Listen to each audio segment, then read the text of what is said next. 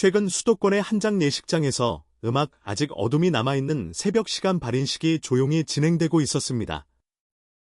그런데 한 가지 이상한 음악점이 있었죠. 장례 기간 내내 빈소가 없었습니다. 조문객도 와 음악 없고 접객도 없었습니다. 국화꽃으로 빽빽한 제단도 음악 국적이는 소리도 없었습니다. 오직 가족 몇 명만이 고인의 마지막 길을 조용히 배웅했습니다. 그리고 한 유족은 그막 큰 비용을 들이지 않고 조용히 보내드리고 싶었다고 말했습니다. 이것이 지금 음악 대한민국에서 빠르게 확산되고 있는 이른바 무빈소 장례입니다. 그리고 이 현상 뒤에는 우리가 미처 깨닫지 못했던 거대한 균열이 숨어 있습니다. 단순히 장례 문화가 바뀌는 게 아닙니다. 대한민국 서비스 산업 전체가 흔들리고 있다는 신호일 수 있거든요. 오늘은 무빈소 장례라는 현상 하나가 어떻게 한국 경제의 구조적 위기를 드러내는지 이야기해 보려 합니다. 장례의 기본 절차를 떠올려 보시면 임종 후 안치를 하고 입관을 하고 빈소에서 조문객을 받은 다음 발인을 거쳐 화장이나 매장으로 마무리되죠. 이게 일반적인 3일장의 흐름입니다. 그런데 무빈소 장례는 이 중에서 빈소를 차려 조문객을 받는 과정을 통째로 생략합니다. 안치와 입은 그대로 진행하지만 빈소가 없으니 조문객도 없고 접대 음식도 없어요. 가족끼리 안치실에서 조용히 시간을 보내다가 다음날 바로 화장으로 향하는 거죠. 그래서 보통 2일장으로 끝납니다.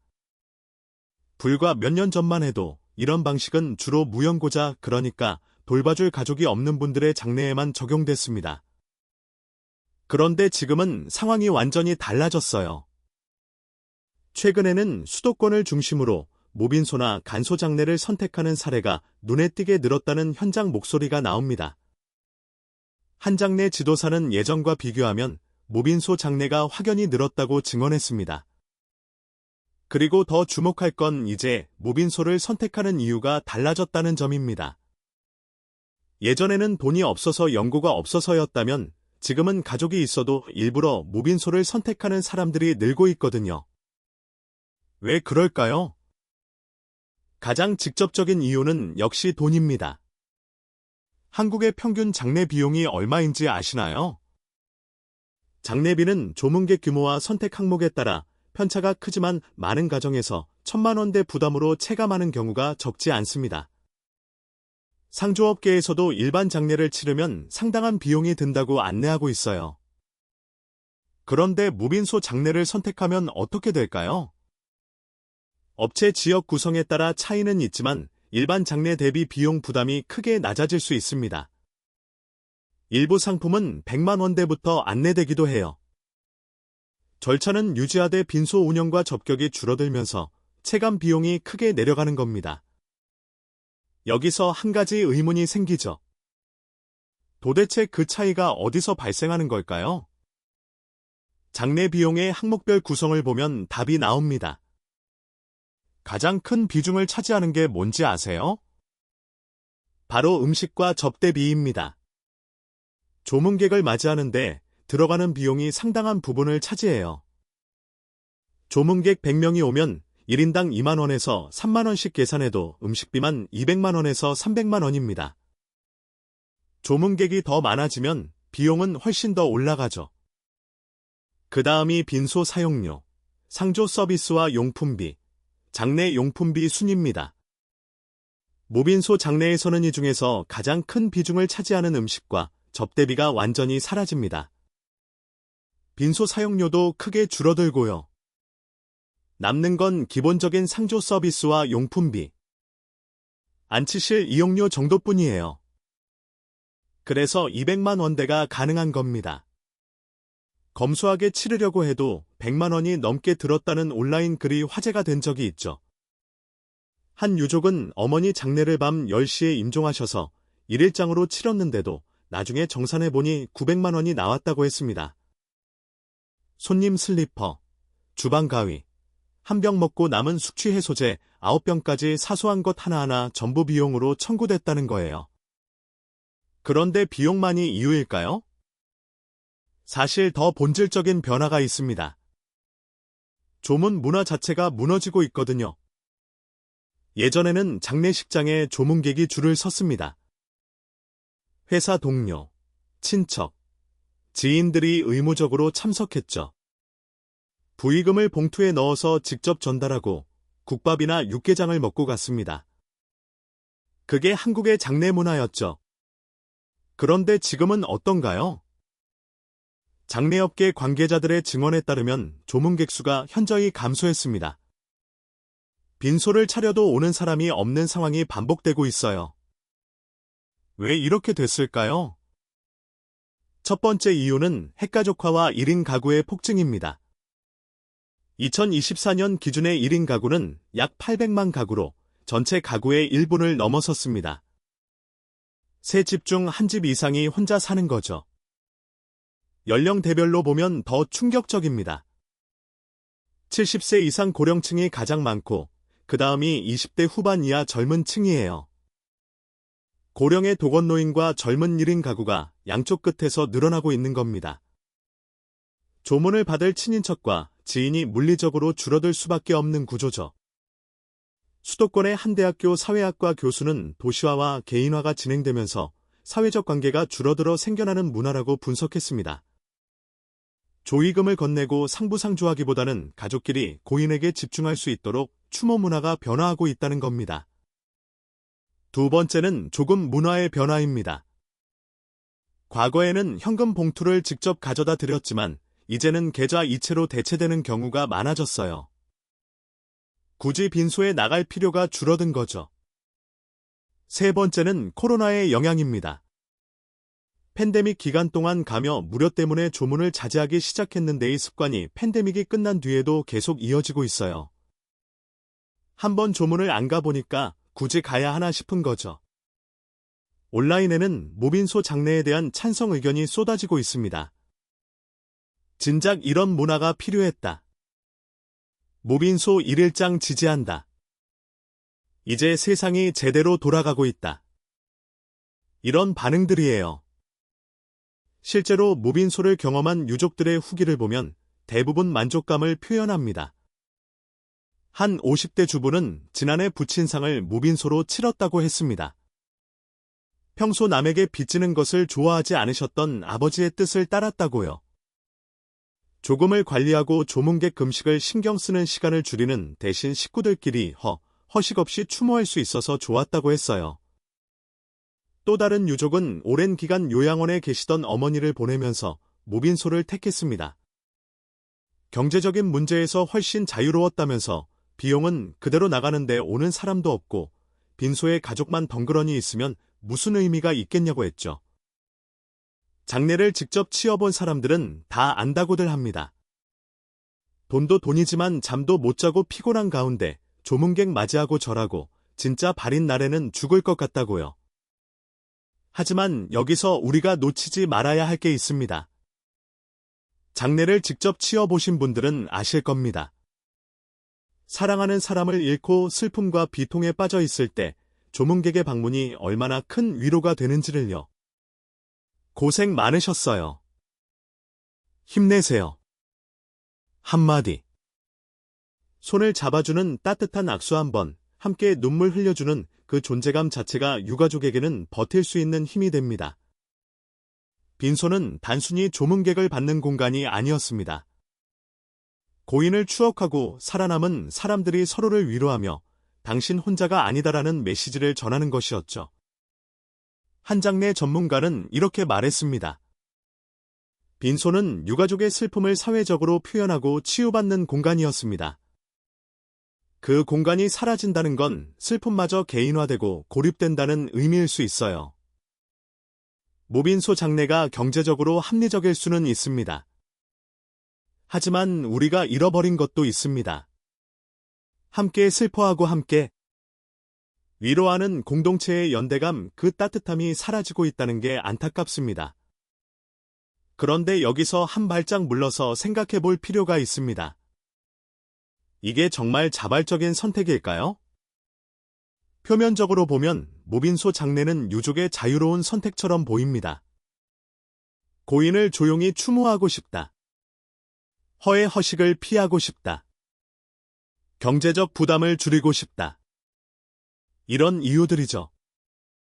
하지만 경제학적 관점에서 보면 이건 순수한 자유 선택이 아니라 구조적 제약 속의 선택입니다. 1,000만 원대 지출은 가계에 큰 부담이에요. 특히 소득이나 주거의 압박이 큰 가정일수록 비용을 감당할 수 있느냐가 장래 방식 선택을 좌우하기도 합니다.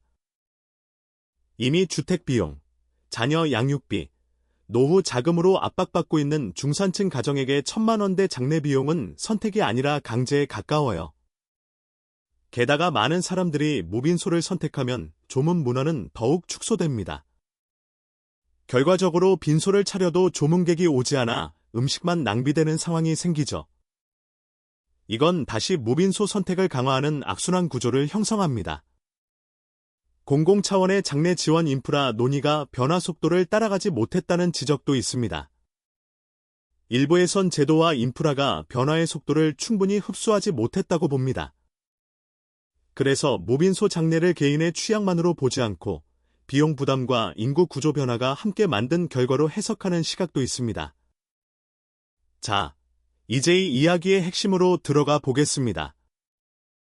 무빈소 장래가 확산되면서 장례식장 산업 전반이 흔들리고 있습니다. 이 흐름을 이해하려면 장례식장의 수익 구조부터 봐야 합니다. 장례식장 매출은 크게 빈소 사용료와 음식 접용으로 나뉩니다. 여기서 중요한 포인트는 많은 장례식장에서 음식과 접객 항목의 비중이 생각보다 크다는 점입니다. 특히 음식비는 수익의 큰 축이에요. 그런데 무빈소 장례가 늘어나면 어떤 일이 생길까요? 조문객이 줄고 식사 제공이 사라지면서 음식비 수익이 급감하거나 사실상 없어집니다. 결국 운영비를 감당하기가 어려워지고 현장 수익성은 직접적인 타격을 받을 수밖에 없습니다. 현장에선 중소장례식장의 경영 부담이 커지고 있다는 이야기가 나옵니다. 지역에 따라선 실제로 운영을 접는 것도 거론됩니다. 조문객이 줄어들면서 식음료부대 매출은 감소하는데 인건비와 시설 유지비 같은 고정비는 남아 빈소만으로는 버티기 어렵다는 목소리도 들립니다. 장례식장의 문을 닫으면 고용이 줄어듭니다. 장례식장뿐 아니라 식사 장례용품, 운구꽃 등 주변 서비스도 영향을 받습니다. 지역에서 발생하던 장례 수요가 외부나 대형 시설로 이동하면 지역 내 소비와 일자리도 함께 위축될 수 있습니다. 그리고 여기서 역설이 생깁니다.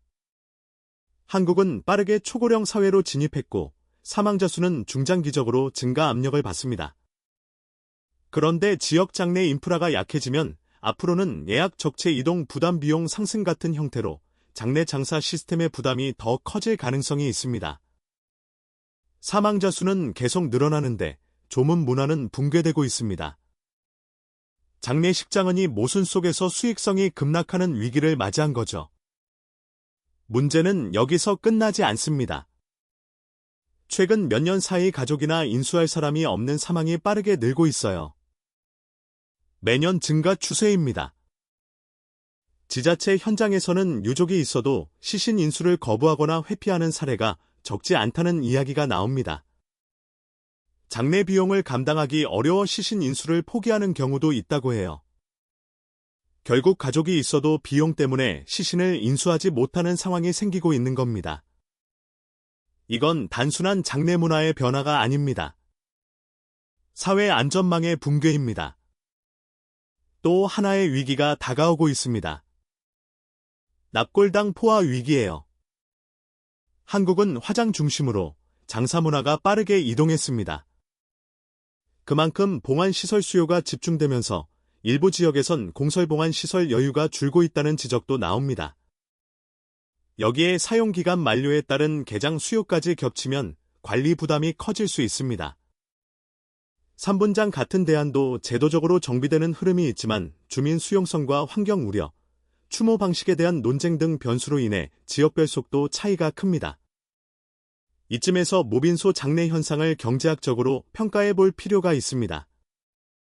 신고형 제약 관점에서 보면 무빈소 장례는 제한된 예산 안에서 효용을 극대화하려는 합리적 선택입니다. 신고형 제약은 기본적으로 사람들이 자신의 선에 따라 예산 제약과 가격을 고려해 얻을 수 있는 효용을 최대화하는 선택을 한다고 보는 경제학의 관점입니다. 1,000만 원대 비용을 피하고 200만 원으로 기본 절차만 진행하는 건 한계 효용 극대화의 관점에서 충분히 타당하죠. 하지만 케인스주의 관점에서 보면 얘기가 달라집니다. 케인스주의란 경기가 나쁠 때 사람들이 소비를 줄이면 전체 지출이 부족해져 경제가 더 위축될 수 있다고 보는 관점입니다. 개별 가구의 합리적 절약이 총 수요를 감소시키거든요. 장례식장, 상조업체, 음식업체 등 관련 산업의 매출이 급감하고 고용이 줄어들고 지역 경제가 위축됩니다. 장례식장 폐업으로 일자리가 사라지면 더 많은 가구가 경제적으로 궁핍해져서 또다시 무빈소를 선택하는 악순환이 생기는 거예요. 이게 바로 절약의 역설입니다. 제도 경제학 관점에서 보면 기존 장례 제도가 변화한 가족 형태와 비용 현실을 충분히 반영하지 못한 측면이 있습니다. 장례식장은 오랫동안 음식접의 수익 구조에 의존해왔는데 조문 문화가 약해지면 그 구조가 그대로 흔들립니다. 장례 지원과 사후 인프라 논의도 아직 과제가 남아있고요. 제도 경제학은 사람이 바뀐 게 아니라 제도가 어떤 선택을 하게 만들었다에 초점을 맞춥니다. 그 결과 많은 가구가 원해서라기보다 여건 때문에 무빈소를 선택하게 되는 흐름이 나타납니다. 그렇다면 장례 문화의 미래는 어떻게 될까요? 변화는 단순히 무빈소에서 그치지 않습니다. 수의 문화도 바뀌고 있어요. 과거에는 세배 수의가 정석처럼 여겨졌지만 지금은 선택지가 훨씬 다양해졌습니다. 수공업으로 만든 고가 세배 수의에는 수백만 원대까지 올라가기도 합니다. 요즘은 비단 한복을 맞추거나 고인이 생전에 즐겨 입던 옷을 수의로 선택하는 사례도 늘고 있습니다. 업계에선 유족이 직접 수의를 준비하는 비중이 커졌다는 말도 나옵니다. 영정 사진도 변하고 있습니다. 예전에는 어르신들이 미리 사진관에 가서 영정 사진을 찍어뒀죠. 그런데 요즘에는 LED 액자에 디지털 영정을 걸어서 실물 사진을 대체하는 추세예요. 부의금 문화도 달라졌습니다. 현금 봉투 대신 장례식장 키오스크에서 카드로 부의금을 내는 경우가 늘고 있어요. 해외에서는 더 다양한 변화가 일어나고 있습니다. 일부 국가에서는 장례 선택지를 크게 확대하는 추세예요. 안사용 의무를 완화하거나 화장 뒤남은 유골을 집에서 보관하거나 자연에 뿌리거나 다이아몬드 같은 장신구로 가공하는 것도 허용하는 곳이 늘고 있습니다. 장례문화 전문가들은 이런 변화가 개인의 선택권을 넓히고 장례문화의 다양성을 인정하는 신호라고 평가합니다. 하지만 모든 전문가가 긍정적으로만 보는 건 아닙니다. 한 대학교 장례지도학과 교수는 전통적인 장례 문화나 정서를 생각하면 무빈소는 말이 안 된다고 주장했습니다. 빈소는 장례라는 의례를 행하는 장소를 의미하기 때문에 장소가 없으면 장례를 하지 않는 것이라 용어를 붙일 수 없다는 겁니다. 그리고 현실적인 어려움도 있어요. 한 온라인 댓글에는 문제는 불효라고 예의가 아니라고 손가락질하는 주변 지인들이라고 적혀 있었습니다. 장례식장을 안 차렸다는 이유로 차가운 시선과 말들이 돌아오는 상황이 남은 가족에게는 또 다른 부담이 된다고 했어요. 무빈소 장례를 선택하는 게 아직은 쉽지 않은 결정인 거죠. 사회적 시선이라는 보이지 않는 압력이 존재하니까요. 정리해 보겠습니다. 무빈소 장례의 확산은 단순한 문화 변화가 아닙니다. 이건 세 가지 위기의 교점에서 발생하는 현상이에요. 첫째는 경제 위기입니다. 저성장, 고금리, 주거비 폭등으로 인한 가구 부담 극대화가 배경이에요. 둘째는 인구 위기입니다. 초고령 사회 진입, 무연고 사망자 급증 핵가족화와 1인 가구 확대로 조문 문화 자체가 무너지고 있어요. 셋째는 산업 위기입니다. 장례식장의 음식 의존 수익 구조가 붕괴되고 납골당은 포화되고 조문 문화는 완전히 변했습니다. 현재 추세가 계속되면 어떻게 될까요? 중소 장례식장의 경영 악화가 심각하게 우려됩니다. 고용 감소로 관련 산업 종사자들의 실직이 늘어날 거예요. 납골당 포화로 유골 처리에 어려움이 발생할 수 있고 사회적 지원 부재로 무연고, 사망자는 계속 증가할 겁니다. 무빈소 장래가 나쁘다는 게 아닙니다. 허의 허식을 줄이고 고인과의 마지막 시간에 집중하겠다는 선택은 존중받아야 해요. 문제는 그 선택이 진정한 자유의지에서 나왔는가? 아니면 구조적 강제에 떠밀린 결과인가 하는 점입니다. 언제부터인가 우리에게 죽음은 삶의 고귀한 마무리가 아니라 남겨진 이들에게 짐이 되지 말아야 할 숙제가 되어버린 듯합니다. 1인 가구의 급증은 단순히 혼자 사는 사람이 늘었다는 통계를 넘어 생의 마지막 순간을 함께 지켜줄 온기마저 희박해지고 있음을 의미합니다. 사회적 고립과 경제적 결핍이 교차하는 지점에서 많은 이들이 내 죽음이 누군가의 가계부 아래 무거운 짐으로 얹히지 않기를 간절히 바랍니다. 그래서 선택하는 무빈소 장래와 조용한 마지막은 어쩌면 합리적인 선택이기 이전에 세상의 미안함을 전하며 조용히 뒷모습을 감추려는 고독한 배려일지도 모릅니다. 부기는 곡소리도 화려한 화환도 없이 정만이 감도는 안치실 앞에서 우리는 묻게 됩니다. 우리는 충분히 사랑받고 떠나고 있는가? 아니면 그저 조용히 처리되고 있는가? 무빈소 장래의 확산은 어쩌면 대한민국이라는 사회가 어디로 향하고 있는지를 보여주는 거울 수 있습니다. 고인을 보내는 마지막 길마저 비용 계산기를 두드려야 하는 현실. 그리고 그 비용을 감당하지 못해 가족의 시신조차 인수하지 못하는 사람들이 늘어나는 현실. 이건 장래 문화의 문제가 아닙니다. 우리 사회 전체의 문제예요. 마지막으로 온라인에 올라온 한 댓글을 소개하며 마무리하겠습니다. 작년에 엄마가 돌아가셨을 때 빈소 없이 다음날 바로 화장으로 보내드렸습니다. 당신 생전에도 비싸게 돈 치를까봐 걱정하다 돌아가셨는데 어차피 부를 손님도 없었고 일가친척도 몇 명 안 돼서 그냥 그렇게 치렀습니다. 이게 지금 대한민국의 민낯집입니다. 최근 수도권의 한장 예식장에서 아직 어둠이 남아있는 새벽 시간 발인식이 조용히 진행되고 있었습니다. 그런데 한 가지 이상한 음악점이 있었죠. 장례 기간 내내 빈소가 없었습니다.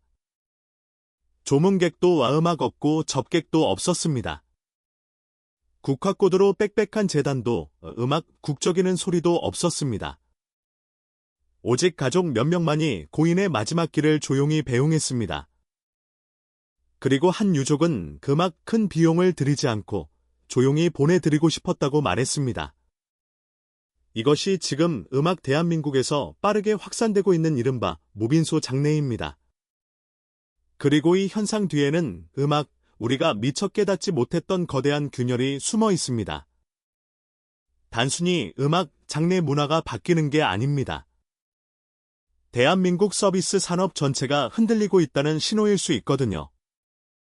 오늘은 무빈소 장래라는 현상 하나가 어떻게 한국 경제의 구조적 위기를 드러내는지 이야기해 보려 합니다. 장래의 기본 절차를 떠올려 보시면 임종 후 안치를 하고 입관을 하고 빈소에서 조문객을 받은 다음 발인을 거쳐 화장이나 매장으로 마무리되죠. 이게 일반적인 3일장의 흐름입니다. 그런데 무빈소 장례는 이 중에서 빈소를 차려 조문객을 받는 과정을 통째로 생략합니다. 안치와 입은 그대로 진행하지만 빈소가 없으니 조문객도 없고 접대 음식도 없어요. 가족끼리 안치실에서 조용히 시간을 보내다가 다음날 바로 화장으로 향하는 거죠. 그래서 보통 2일장으로 끝납니다. 불과 몇 년 전만 해도 이런 방식은 주로 무연고자, 그러니까 돌봐줄 가족이 없는 분들의 장례에만 적용됐습니다. 그런데 지금은 상황이 완전히 달라졌어요. 최근에는 수도권을 중심으로 무빈소나 간소 장례를 선택하는 사례가 눈에 띄게 늘었다는 현장 목소리가 나옵니다. 한 장례 지도사는 예전과 비교하면 무빈소 장례가 확연히 늘었다고 증언했습니다. 그리고 더 주목할 건 이제 무빈소를 선택하는 이유가 달라졌다는 점입니다. 예전에는 돈이 없어서 연고가 없어서였다면 지금은 가족이 있어도 일부러 무빈소를 선택하는 사람들이 늘고 있거든요. 왜 그럴까요? 가장 직접적인 이유는 역시 돈입니다. 한국의 평균 장례 비용이 얼마인지 아시나요? 장례비는 조문객 규모와 선택 항목에 따라 편차가 크지만 많은 가정에서 1,000만 원대 부담으로 체감하는 경우가 적지 않습니다. 상조업계에서도 일반 장례를 치르면 상당한 비용이 든다고 안내하고 있어요. 그런데 무빈소 장례를 선택하면 어떻게 될까요? 업체 지역 구성에 따라 차이는 있지만 일반 장례 대비 비용 부담이 크게 낮아질 수 있습니다. 일부 상품은 100만 원대부터 안내되기도 해요. 절차는 유지하되 빈소 운영과 접격이 줄어들면서 체감 비용이 크게 내려가는 겁니다. 여기서 한 가지 의문이 생기죠. 도대체 그 차이가 어디서 발생하는 걸까요? 장례 비용의 항목별 구성을 보면 답이 나옵니다. 가장 큰 비중을 차지하는 게 뭔지 아세요? 바로 음식과 접대비입니다. 조문객을 맞이하는데 들어가는 비용이 상당한 부분을 차지해요.